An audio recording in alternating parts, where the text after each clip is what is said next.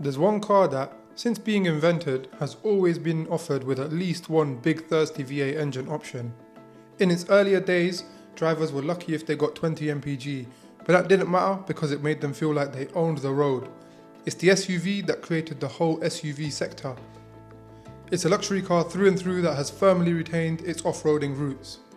And with every generation, it just keeps on getting better and better. I am of course talking about the Range Rover. And now it's going electric. I'm Shafi, and this is the Car Crunch.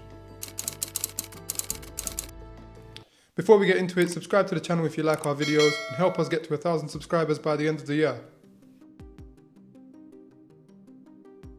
As countries start limiting the sale of new fossil fuel vehicles and tightening up their emissions regulations, car makers are rushing to switch over to electric power. That includes Land Rover. Their going electric plan includes the flagship model of the brand, the Range Rover. The 5th generation, codenamed the L460, was recently released with a mild hybrid and plug-in hybrid option. And the waiting list for the fully electric version is due to open any day now, and Land Rover are hoping to start delivering them sometime in 2024.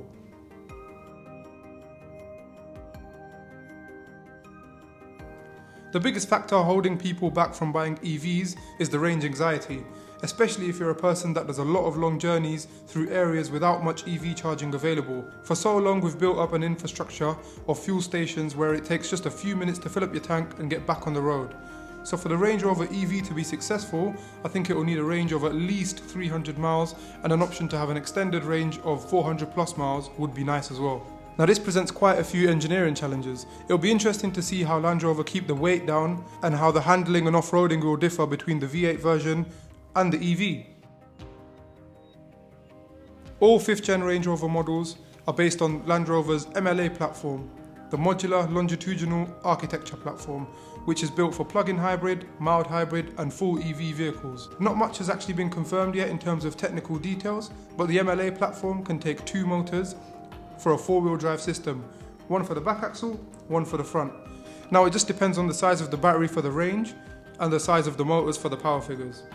Looking at other electric SUVs out there and how much power they have, like the Rivian, Hummer EV or the Tesla Model X, I'm hoping that the Range Rover isn't underpowered, although it's entirely possible if Land Rover borrows the motors from the Jaguar I-Pace.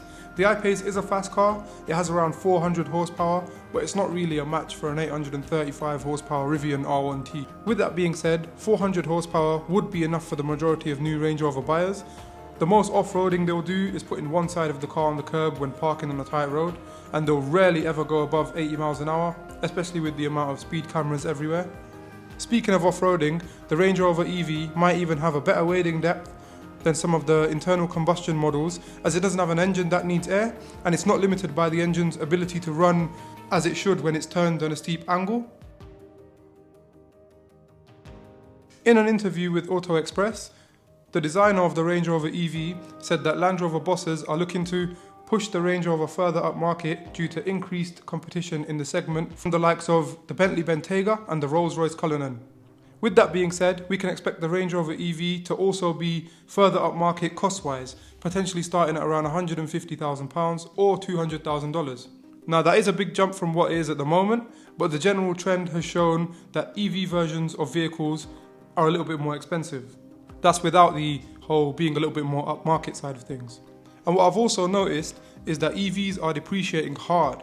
So if you do want one of these, what you could do is just sit patiently and wait for a used one to come up for sale. You could save yourself from losing a lot of depreciated value.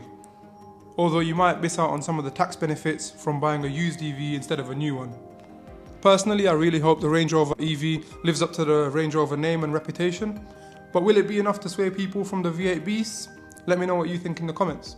Range Rovers are known for being a little bit unreliable, so hopefully this one won't have that problem as well. If you want to see a video about Range Rover reliability, click on the pop-out banner now. And if you enjoyed this video, subscribe to the channel, follow us on Facebook, Instagram and TikTok for more car content. See you next time.